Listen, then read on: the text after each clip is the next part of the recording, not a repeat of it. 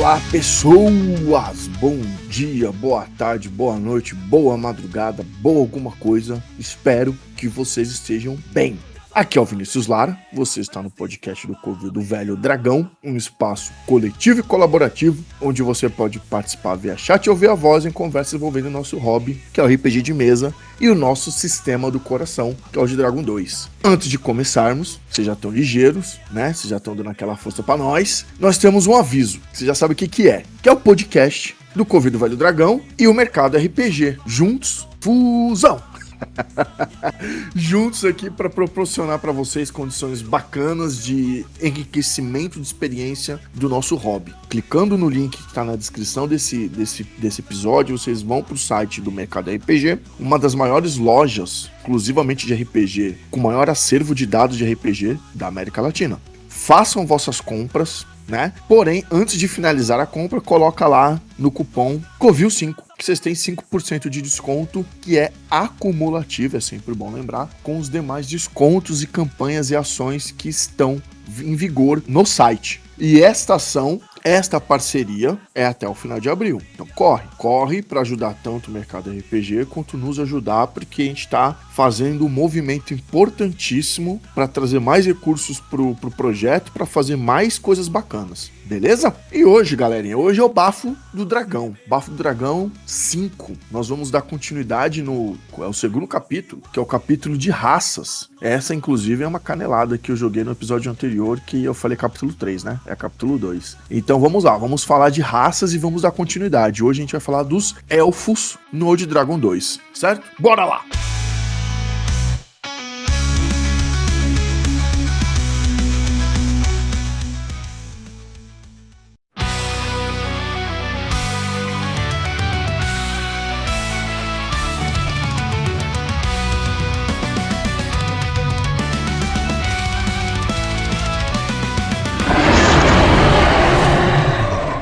Os elfos, e é importante que não só os elfos, os anões, os halflings, até os humanos, como a gente falou no episódio passado, eles são colocados aqui no Dragon 2 sob um olhar generalista, ou seja, a gente tem sempre que recordar que o de Dragon 2 não é um sistema genérico, é um sistema que ele se propõe a funcionar em qualquer cenário de fantasia medieval, tá? Fantasia de medieval, principalmente clássico, aquela que tem uns clichês e uma atmosfera mais década de 80 e 90, por ali, tá? Então, alguns pontos vocês vão talvez lembrar de alguns cenários específicos, vocês vão querer puxar para esses cenários, ou esses quereres que vocês tenham, não tem problema. Essas adaptações são até incentivadas. O que a gente vai apresentar é o basicão, o esqueleto. Daqui, a criatividade é o limite. Beleza? Vamos lá. Os elfos, tem uma frasezinha no livro, né, que ele sintetiza. Eles são misteriosos, longevos e graciosos habitantes das florestas. Os elfos são das mais longevas raças encontradas nos mundos de fantasia. Isso é geral, tá? E a sua relação com o tempo, devido a essa longevidade, ela marca todas as boa parte das características deles, né? De personalidade, de cultura e tudo mais. E até mesmo como eles enxergam as outras raças, como eles se conectam, como eles se relacionam com as outras raças. Há cenários em que os elfos são imortais no ponto de vista do envelhecimento, tipo o Senhor dos Anéis, né? A Terra-média é um exemplo disso. E há outros cenários que os elfos vivem, sei lá, 1000 anos, 500 anos, tranquilamente. O que, cara, considerando a escala de tempo de vida de um humano, ou de um halfling, ou de um orc, isso é praticamente imortal, entendeu? Vamos pensar aí que 20 gerações de uma família de humano ainda vai se relacionar com um único elfo, uma única geração de elfo. É bizarro isso, tá? E devido a isso, os elfos raramente se apressam em suas decisões diplomáticas e tentam não estabelecer laços com membros das demais raças, porque elas são efêmeras para eles. As pessoas são passageiras, então eles acabam mantendo essa distância. Não é uma regra, mas a maioria, o estereótipo é assim que funciona, como a gente pode entender o estereótipo. Fisicamente, os elfos são esguios e até um pouco franzinos se comparado aos humanos, além de ligeiramente mais baixos. Seus cabelos normalmente são compridos, estão sempre penteados, adornados com acessórios e podem ser encontrados em praticamente todas as cores. De novo, nada impede de você alterar essa parte aqui de acordo com o seu cenário. Como a gente falou, Senhor dos Anéis, por exemplo, os elfos elfos são altos. Tem cenários como Harry Potter da vida que os elfos são elfos domésticos, aqueles elfos baixinhos, tipo um duendezinho. Aí você pode brincar. Em tese, né, uma visão genérica é essa. A característica física mais marcante de um elfo costuma ser suas orelhas, que ela é bem pontuda, né, e longa. É o que marca, né, o que no olho é o que você identifica como um ser da raça élfica. Apesar que os olhos também costumam entregar, eles são ligeiramente alongados,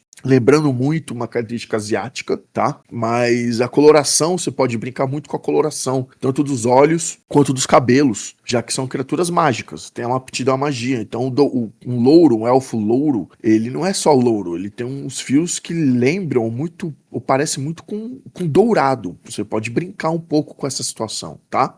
A relação que o elfo tem com o tempo dita a sua forma de pensar e agir. Então a gente está reforçando isso, o livro está reforçando isso. Frequentemente, os elfos atingem 1000 anos de vida e, portanto, se sentem compelidos a ocupar suas vidas com o que mais valorizam, como dança, música, esgrima, arqueirismo e magia arcana. Essas atividades dão forte sentido às suas longas vidas. Isso pode fazer com que as pessoas acreditem que os elfos sejam distantes ou, de certa forma, fúteis, uma vez que seu senso de urgência é bastante diferente da maioria das raças, né? Vídeo que eles vivem pra caramba. É um erro comum, né? Que a galera acaba tendo ao julgar os elfos. Esse distanciamento social com as demais raças é reforçado quando o elfo está fora da sua terra, do seu país, onde ele costuma agir com certa frieza e até prepotência. Os elfos se sentem genuinamente estranhos fora de suas fronteiras, tendo grande dificuldade de aceitar e assimilar características culturais de outros povos, de modo a terem dificuldade de se envolver nos problemas das outras raças, refletindo, portanto, essa trava em criar laços e amizades. Tá? Porém, quando o elfo é conquistado como amigo, a amizade é duradoura, muito similar aos anões que a gente vai ver no próximo Bafo do Dragão. Mas aqui é por outra razão. Aqui é porque eles vivem muito, né, cara? Então, naturalmente, aquela amizade que eles colocam, eles acabam não... Eles pegam aquela pessoa com que eles estão lidando, eles não personificam aquela pessoa, eles acabam jogando aquela pessoa, o significado daquela pessoa, na família toda, nas gerações que virão, nos descendentes. Então é muito comum o elfo estar, sei lá, numa missão diplomática que dura décadas, e quando ele bate o martelo numa parceria, numa aliança, numa negociação, ele tá batendo o martelo com, de repente, com o neto ou bisneto do primeiro diplomata que ele começou a negociar décadas atrás, tá ligado? Ele perpetua aquele simbolismo, aquele significado que aquela pessoa deixou pra ele. Ele perpetua ao longo daquela árvore genealógica. E aqui você pode até propor um ditado, tipo, os humanos poderiam facilmente falar o seguinte: a amizade de um elfo é para muitas vidas, porque significa isso, né? Personalidade. Viver tanto tempo molda a personalidade de um elfo, de modo que o ritmo do tempo é excepcional para alguém dessa raça. As mudanças ocorrem tão depressa que se tornam complicadas de seguir. Então, para que se importar? Melhor é focar na qualidade, é focar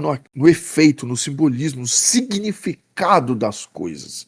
Então, se outras raças, como os humanos, fabricam 100 espadas medianas, durante esse mesmo intervalo de 100 espadas, um elfo vai fabricar uma única espada, a espada. E de fato, se vocês olharem na literatura, muitas espadas mágicas costumam ter origens élficas. Bem interessante isso. Com tanto tempo disponível para aprender tantas coisas, desperdiçar tempo seria uma opção bastante óbvia. Mas é aí que está a grandeza da raça élfica. Ao contrário do que se possa parecer ou imaginar, os elfos gostam de coisas bem feitas e duradouras, assim como eles. Então olha como eles lidam com o tempo, né? Isso é bem intrínseco nas suas ações. Então essa relação entre qualidade, tempo e perfeição molda todo o pensamento élfico e a construção da sua personalidade. Elfos nas aventuras. Apesar de bem mais raros que os humanos, os elfos não são aventureiros improváveis, tá? Pelo contrário, a fome por conhecer e o desejo por viajar e descobrir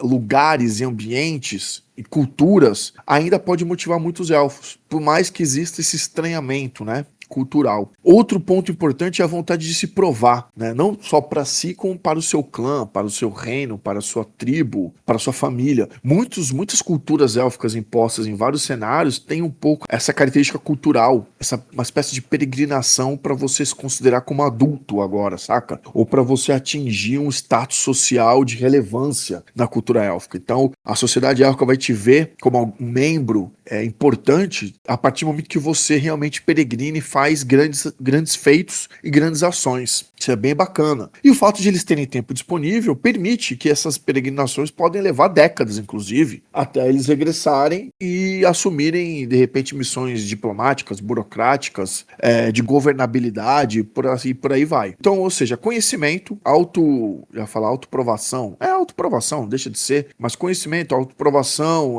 o desejo intrínseco de lugares novos, empurra o elfo para a aventura. Só que as coisas acabam mudando muito rapidamente, porque, como a gente já falou várias vezes aqui, eles são longevos. Então, acompanhar essas mudanças de reinos, de culturas, de povos, de guerras, é difícil para ele. Fazer parte dessas mudanças acaba sendo interessante, apesar da dificuldade. Por quê? Porque como eles têm uma certa distância emocional, eles conseguem fazer registros, em tese, mais imparciais. E também isso torna-se uma outra característica. Os elfos costumam, em vários cenários, serem responsáveis pelo registro do mundo, vamos dizer assim, tá? Pelos principais eventos da história do mundo. Os elfos, então, costumam se tornar aventureiros observadores que querem entender o mundo onde vivem. Normalmente, o fazem de uma posição bastante neutra e quase apática. Perguntas para se responder ao criar um personagem elfo. Primeira pergunta: o que esse elfo busca provar? É para si ou para os seus iguais? Segunda pergunta: o que seu elfo pensa sobre estar com outras raças ou povos? E a terceira pergunta: o que seu elfo sente por estar longe da sua terra natal? São aquelas 3 perguntinhas que o livro apresenta para ajudar a lapidar o seu personagem. Não vai ser só números, ele vai ter uma intenção. Habilidade de raça. Então, os elfos, eles já têm mais habilidade que os humanos, tá?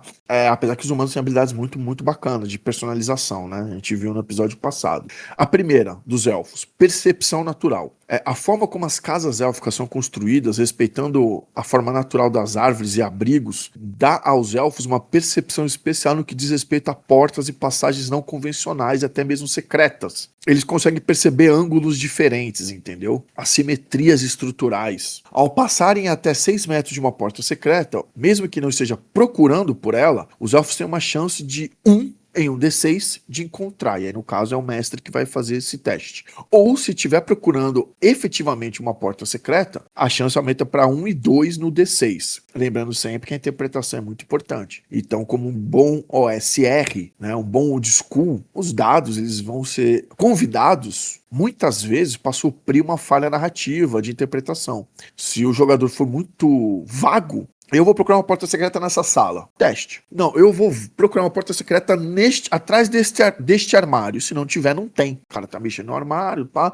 Ou, para aqueles que gostam de sempre tensionar pelo dado, é possível facilitar esse teste. A chance aumenta para de 1 a 3 ou de 1 a 4. Aí é narrativa, perfil de grupo, tá? Como a gente já falou em vários outros episódios. Segunda habilidade, graciosos. Os elfos controlam com precisão seus movimentos no espaço ao redor do seu corpo, recebendo o bônus de +1 em qualquer teste de jogada de proteção de destreza. E aqui a gente tem uma ruptura de muitos outros sistemas. Hoje, o Dragon segunda edição, ele pegou um caminho de não dar bônus nos atributos, porque ele não quer incentivar a visão do jogador de que os atributos, apesar de importantes, eles serão determinantes para o sucesso dos testes. Então aqui é o contrário. Ele quer dizer o seguinte: independente do valor dos seus atributos, você vai conseguir se divertir e jogar. Claro, vai ter mais ou menos dificuldade, isso é fato. Mas não quer dizer que vai inviabilizar o seu personagem se os atributos forem baixos. Então o que ele faz? Os bônus, em vez de cair nos atributos primários, né, aqueles 6 que a gente falou nos últimos Bafo do Dragão 2 e 3, vai cair na jogada de proteção, por exemplo, né? Enquanto o humano ele escolhe qual das 3 jogadas de proteção ele vai ganhar o bônus, o elfo ganha na destreza. Então aqui a gente já tem algo mais direcionado, tá? Arma racial. Os elfos possuem familiaridade com arqueirismo, o qual considera uma arte marcial, recebendo um bônus de +1 nos danos causados em seus ataques à distância com os arcos. Ou seja, eles machucam legal, viu? Eles machucam. Imunidades. Os elfos são imunes a efeitos ou magias que envolvam sono e também contra paralisia causada por um gol. Gol. Não sei como é que pronuncia, sinceramente, galerinha. Aí entra meu analfabetismo de inglês. Acho que é gol. E aqui acho que é uma herança até das heranças aí do Senhor dos Anéis da Vida, de outras literaturas fantásticas, de que os elfos não dormem. Eles meditam, né? Eles entram numa espécie de transe, mas eles não dormem. Movimento base é 9 metros, igual dos humanos. Infravisão temos agora, 18 metros. É importante dizer que a infravisão não é enxergar no escuro total, é na penumbra, e desde que tenha tons de calor. Ele vai ver, na verdade, tipo visão do predador, ele vai ver aquelas manchas de calor, tá? Então, e no escuro, na escuridão total, não funciona, tá? Alinhamento corriqueiro dos elfos é o neutro, a neutralidade, beleza? Exemplos de personagens élficos. Vamos lá. Os elfos podem aderir a qualquer classe e especialização de fato, tá? Mas a gente consegue ver com mais facilidade as classes que envolvam magia, como os magos, ilusionistas, necromantes nem tanto, mas é possível. Por que nem tanto? Porque eles lidam com a natureza, então eles respeitam a vida e tal, mas a necromancia pode ser interpretada como uma doutrina de ciclo, né? De vida e morte. Então pode acontecer, mas classes que envolvam magia. Então você tem os magos, tem até o elfo aventureiro do de Dragon 2, e outras classes que tiram proveito da destreza. O guerreiro, principalmente se ele for de alcance, mas não exclusivamente de alcance, porque a destreza alta aumenta a CA, então ele pode ser um guerreiro de combate corpo a corpo com uma defesa alta, vamos dizer assim, bem tanque. Eles propõem esse papel também. E ladrões, né? Rangers, né? Que são os patrulheiros, ladrões, assassinos, eles se dão bem nessa pegada. E existem clérigos. Muitas vezes os druidas e clérigos padrões vão aderir, são bem interessantes, dão uma boa adesão para os elfos, tá? Exemplos de personagens elfos. Temos a Hyla, guerreira da série O Príncipe Dragão. Eu ainda não vi, tá na minha lista, mas foi uma indicação do Elton lá do grupo do Dragon 2, achei interessante. A Irande Sussurro do Vento, sim, eu traduzi nomes, e nomes não traduzem, mas eu traduzi. A sacerdotisa do Warcraft 3, que fica montada num tigre branco animalesco, acho que é um tigre dente de sabre. Zevran é um ladrão assassino do Old Dragon. Canelada! Zevran é o ladrão assassino de Dragon Age Origins, né? Ele é um cara que às vezes não é. Você pode também não recrutá-lo. Ele tem tatuagem, luta com 2 lâminas, usa veneno e tal. E a Frieren, eu não sei se é assim que pronuncia, perdão, a maga da série que leva o seu nome, Frieren, a Jornada para o Além. Aquela maga que é tão fodelástica que o objetivo dela é colecionar magias e qualquer tipo de magia. Ela usa muitas magias banais, assim, do tipo lavar roupa, tá ligado? Deixar o ambiente limpinho. E eu acho legal essa série porque ela mostra com muita força o que é a passagem do tempo para os elfos, cara. Aqui, cara, mostra muito porque ajuda a interpretar os elfos, né? Normalmente a gente acaba interpretando, eu sou uma dessas pessoas que falha nisso, a gente acaba interpretando o elfo como se fosse um humano das florestas, tipo um povo nativo das Américas, tá ligado? Um tupi-guarani da vida. E o elfo, ele tem um pouco essa leveza e essa cautela, essa calmaria por ter vivido tanto, né? Acho que o Legolas, apesar de eu não ser nada fã do ator que o faz nos filmes, ele tá bem colocado no filme, né? Ah, mas e a Galadriel nos Anéis de Poder, que ela é muito porra louca? É possível, porque os elfos, quando eles também são provocados, eles acabam sendo instigados à ação, e dependendo da escala das coisas, a urgência tem que gritar ali dentro dele, que é no caso da Galadriel. Ela não tá só enfrentando o bandidinho da estrada, ela tá enfrentando um deus, um ser de destruição que coloca todo o mundo em xeque. Então, e ela tem um motivo de vingança e tal. Então, por isso que alguns elfos, e na literatura do Tolkien tem vários elfos que acabam fazendo cagada por essa impulsividade, mas acaba acontecendo, porque eles acabam, por viverem muito, você pode interpretar que eles se pegam muito às coisas e às pessoas, principalmente se forem outras pessoas da mesma raça. E a perda é complicada. A perda acaba pesando demais, entendeu? Então, dá pra interpretar essas nuances, sim. Certo? Pessoal, episódio concluído. Lembrando que este episódio foi um oferecimento do Mercado RPG, onde você encontra uma infinidade de miniaturas, inclusive miniaturas élficas lá. Você pode fazer pinturas à mão, pode encomendar pinturas à mão. Tem acessórios belíssimos, você pode fazer escudo de madeira com brasões e símbolos élficos, né, que relembra a natureza, as folhas, aquela coisa mais intricada, arte nouveau, que fica foda, velho. Eles vendem materiais para pintura, também é muito importante para quem tem esse hobby. E, sempre lembrando, é o maior acervo de dados de RPG da América Latina, né? Na compra acima de R$ 350, o frete é gratuito para a região sudeste. Lembrando de usar o cupom do Covil5 para receber os 5% de desconto, que é acumulativo, vocês já estão ligados, com todas as outras promoções contidas no site. E para dar aquela força para nós, usa o link na descrição aqui do episódio para acessar o site. É muito bacana, é muito importante. A gente está nos testando para ver a força do projeto, porque a gente tem muita coisa para tirar do papel, só que a gente precisa que esse projeto se expanda, nos ajude de coração, beleza? E é isso aí, temos mais um episódio do Bafo do Dragão. Até a próxima, sobrevivem e boas rolagens de dados e boas histórias.